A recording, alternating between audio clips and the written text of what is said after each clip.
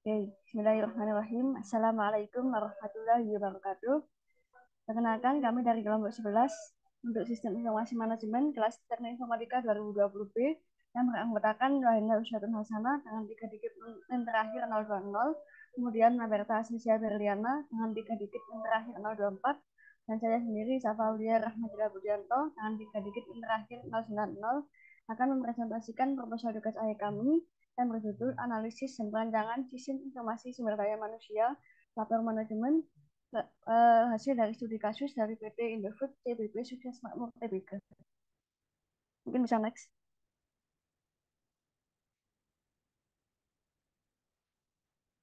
Yang pertama ada kata pengantar, kemudian eh, kami mengucapkan terima kasih kepada pertama kepada pembimbing kami yaitu Ibu Arvini kami selaku dosen pengampu mata kuliah Sistem Informasi Manajemen serta seluruh anggota tim yang membantu dan mendukung pada penyusunan tugas akhir ini.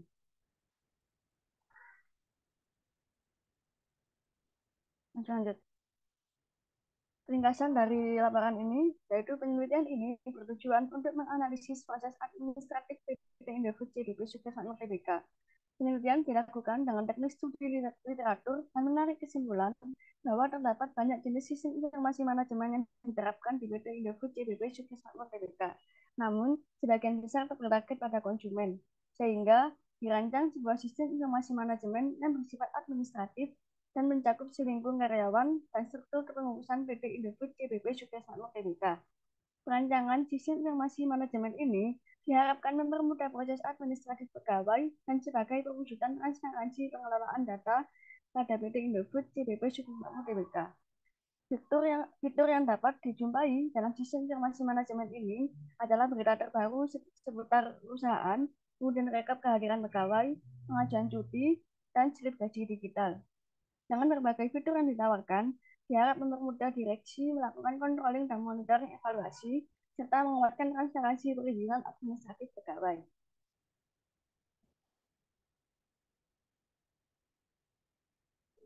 Latar belakang, salah satu aspek fundamental bagi perkembangan perusahaan adalah transparansi informasi dan laporan yang terstruktur. Pendataan informasi perusahaan seperti manajemen sumber daya manusia dalam perusahaan, berita mengenai program perusahaan, dan pengelolaan finansial perusahaan dapat lebih mudah dipantau dan dipublikasikan dengan adanya sistem informasi manajemen yang bersifat terpadu. Sistem informasi manajemen merupakan sistem dari sekumpulan informasi perihal manajemen suatu pihak yang dapat diakses secara eksternal maupun internal dengan kewenangan tertentu. Sistem informasi manajemen diharapkan dapat meningkatkan produktivitas dan meminimalisasi pengeluaran perusahaan, menciptakan sistem kerja terkoordinir sehingga terjadi peningkatan kualitas sumber daya manusia dalam perusahaan, meningkatkan efektivitas dan akurasi pengolahan data, serta memudahkan pelaksanaan fungsi perencanaan, pengarahan, pengawasan, dan pendelegasian antar garis koordinasi perusahaan.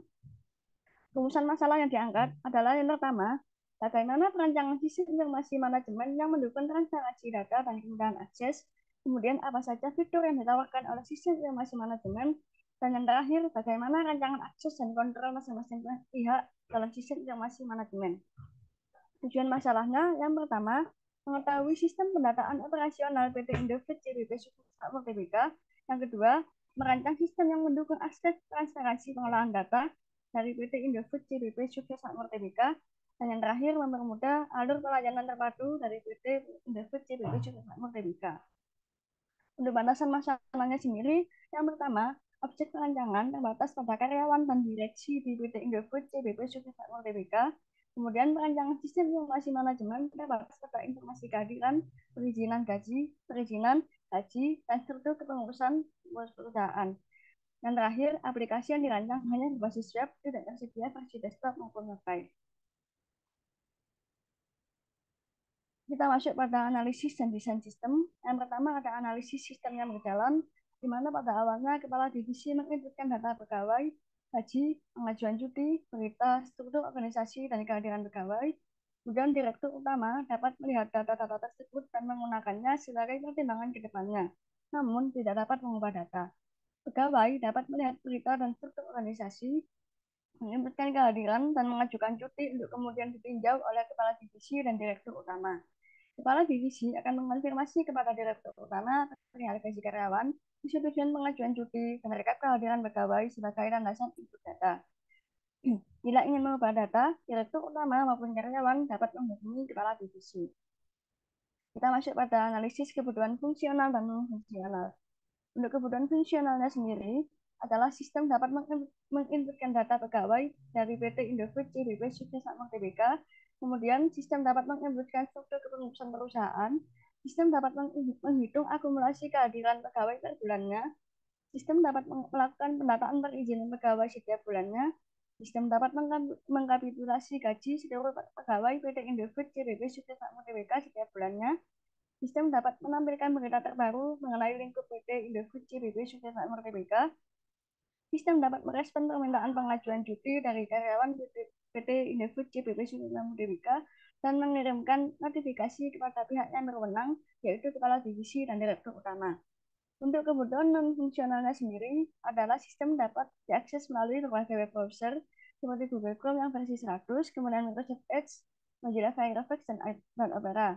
Kemudian batas file maksimum yang dapat diunggah seperti file perizinan dan sebagainya adalah maksimal 500 MB. Dan sistem memiliki kode enkripsi keamanan tingkat tinggi sebagai bentuk perlindungan privasi pengguna dan perusahaan. Sistem memiliki tampilan antarmuka yang simpel dan mudah dipahami. Serta terakhir, proses pengolahan data memakan waktu kurang dari 30 detik. Menuju pada rancangan sistem, yang pertama adalah diagram use case yang akan dijelaskan oleh teman saya, yaitu Wenda. Pada Wenda dipersilakan. Baik, presentasi akan saya lanjutkan.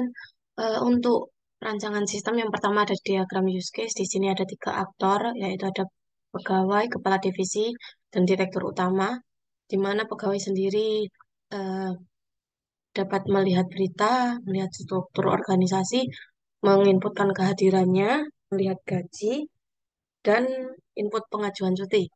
Untuk kepala divisi bisa mengelola berita, mengelola struktur organisasi, mengelola kehadiran, mengelola data diri identitas. Ini bisa semua aktor dan login juga terutama.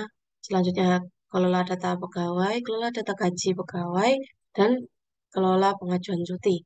Untuk direktur sendiri dapat melihat data pegawai, melihat daftar kehadiran, melihat daftar gaji pegawai, mengelola struktur organisasi, dan lihat daftar pengajuan cuti. Untuk penjelasannya, use case diagram di atas merupakan use case dari sistem informasi manajemen sumber daya manusia untuk PT Indofood CBP Makmur Sukses CBP Sukses Makmur Tbk, terdiri dari 3 aktor yang sudah saya jelaskan tadi. Selanjutnya ada diagram kelas.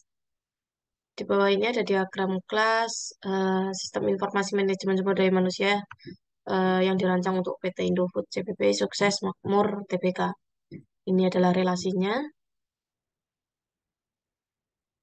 Untuk direktur ke kelas-kelas yang dapat diaksesnya, ada one to many, ada one to one, ada seperti ini relasi antara direktur utama dan kepala divisi one to many, karena direktur utamanya satu, kepala divisinya lebih dari satu, seperti itu.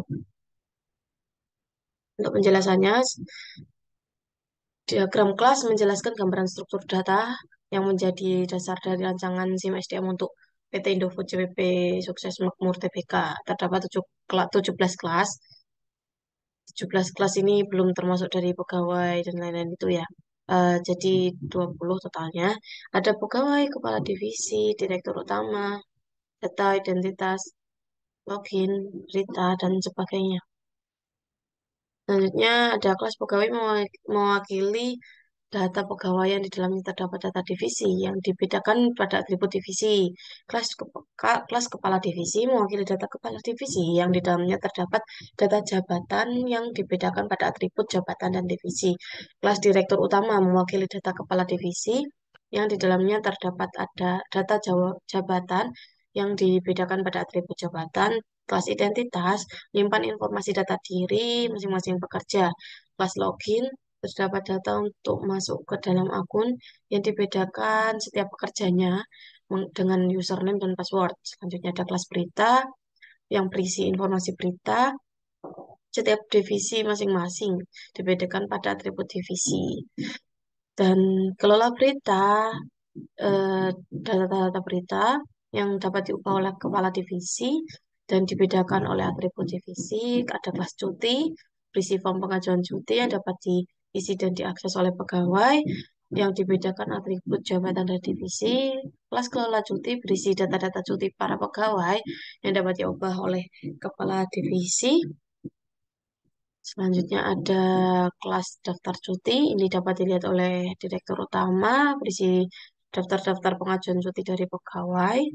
Selanjutnya ada kelas struktur organisasi, merupakan isinya struktur organisasi dari PT Indofood sendiri. Selanjutnya ada kelas struktur organisasi, ada kelola struktur organisasi, berisi diagram struktur organisasi yang dapat diubah oleh kepala divisi dan direktur utama.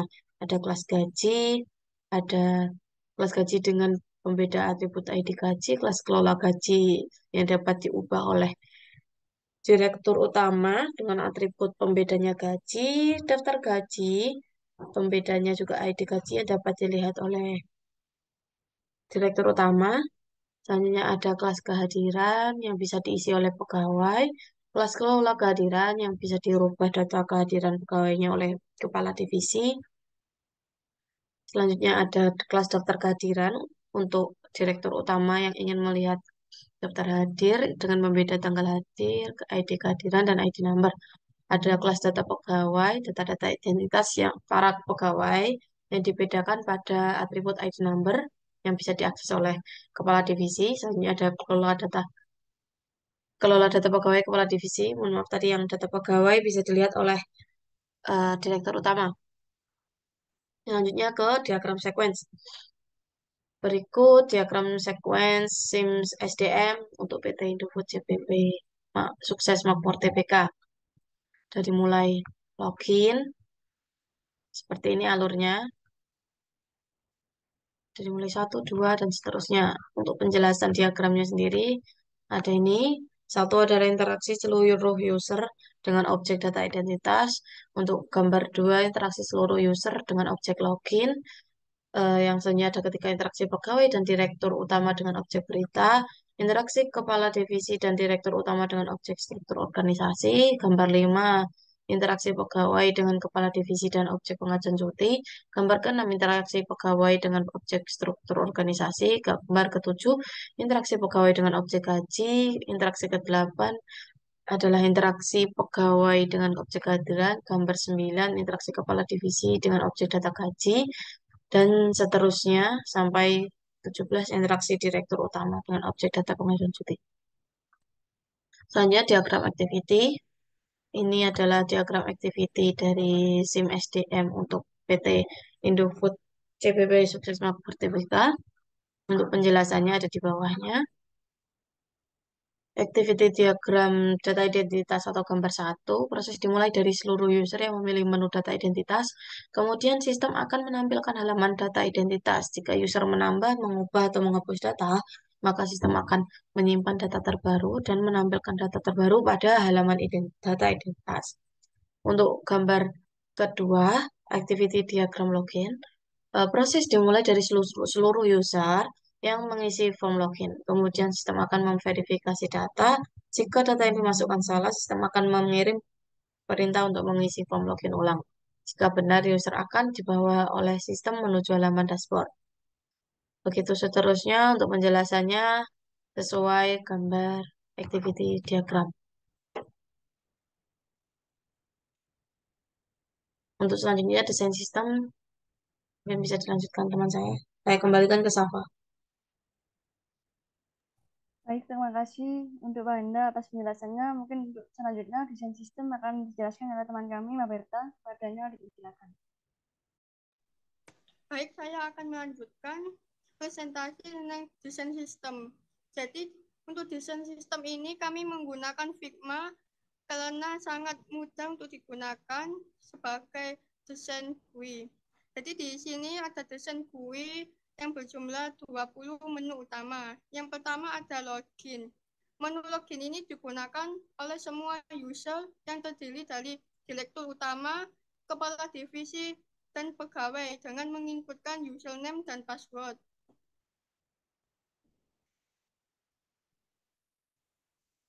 Lalu ada menu direktur utama ini adalah menu untuk menampilkan informasi data identitas dari direktur utama yang berisi nama, NIK, tanggal lahir, alamat, tanggal masuk, dan jabatan.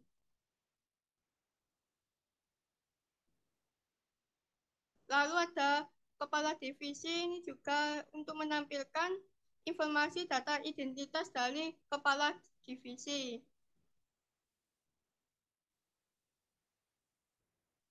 Lalu ada menu untuk melihat data identitas dari pegawai.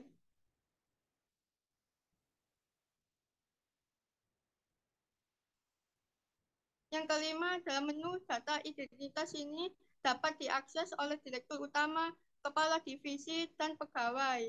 Menu data identitas ini digunakan untuk menyimpan maupun mengupdate data diri.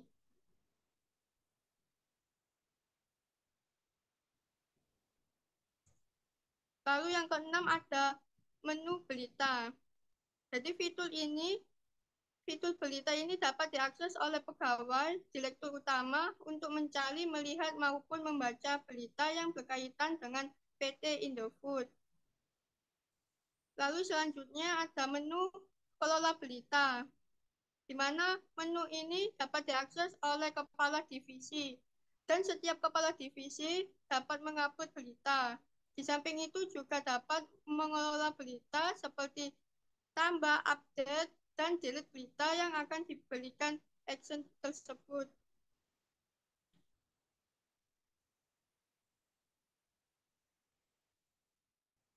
Selanjutnya ada menu struktur organisasi. Menu ini menampilkan struktur organisasi dari PT Indofood, CBP Sukses Makmur Tbk, dan dapat diakses oleh direktur utama, kepala divisi, dan pegawai.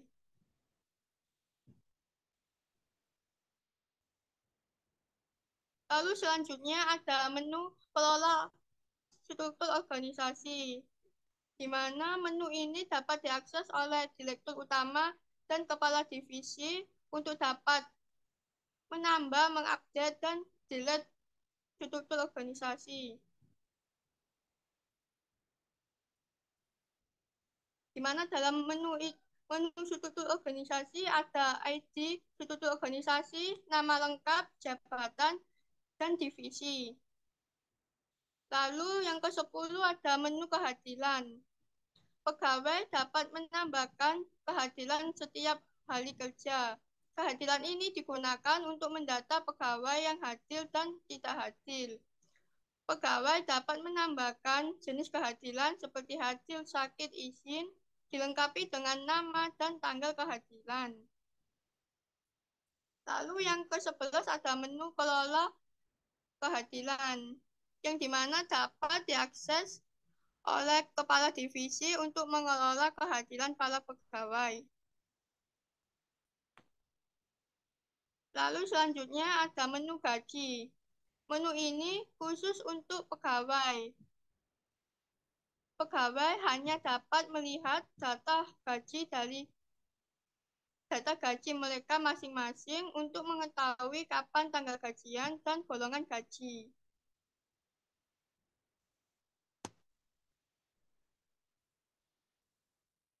Selanjutnya ada menu kelola gaji. Kepala divisi dapat mengelola data gaji para pegawai. Tujuannya, jika terdapat pegawai baru, maka kepala divisi akan melakukan action tambah untuk menginputkan golongan gaji dan tanggal gajian. Action update digunakan jika terdapat salah huruf maupun kata dalam penginputan, atau jika ada pegawai yang gajinya naik. Lalu, kepala divisi juga dapat menghapus data gaji yang dirasa tidak diperlukan. Lalu untuk menu cuti ini, pegawai dapat melakukan pengajuan cuti, di mana pegawai dapat melihat pengajuan cuti diterima atau ditolak di kolom status cuti, dan pegawai dapat update maupun delete pengajuan cuti. Next.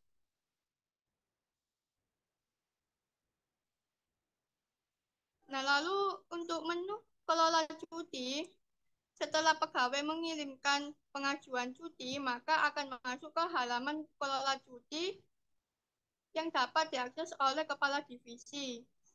Kepala divisi ini dapat menerima maupun menolak pengajuan cuti yang dilakukan. Jika kepala divisi menerima pengajuan cuti, maka akan tampil di halaman cuti pegawai dengan status cuti diterima.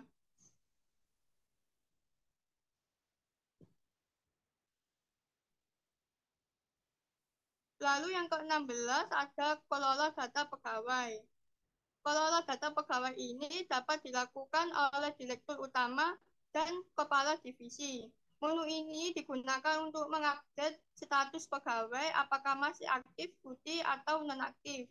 Selain itu juga terdapat action tambah, update, dan delete data pegawai. Selanjutnya ada view data pegawai ini hanya dapat dilihat oleh direktur utama ini hanya dapat melihat data pegawai dan menampilkan informasi data dari identitas pegawai. Selanjutnya,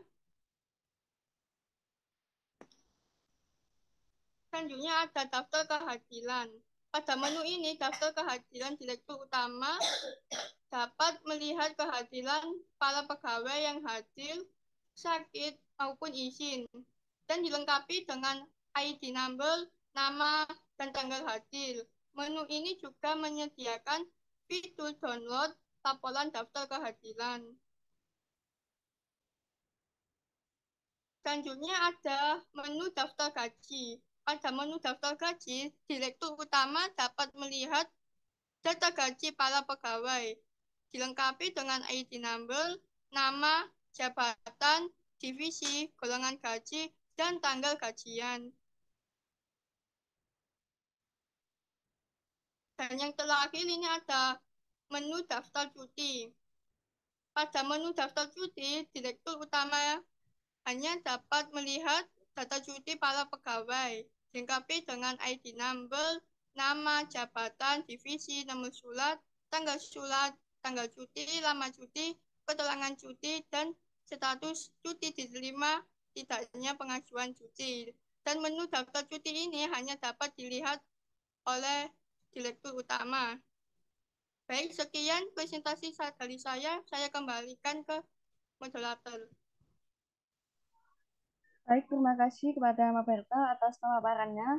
Demikian presentasi dari kelompok kami, kelompok 11 SIM dari kelas TI 2020B mengenai perancangan sistem informasi manajemen sumber daya manusia lapor manajemen pada perusahaan PT Indofood YBP Sukses Tbk. Kami bila ada salah kata atau tingkah laku yang kurang berkenan, kami mohon maaf yang sebesar-besarnya. Akhirul kalam, wassalamualaikum warahmatullahi wabarakatuh.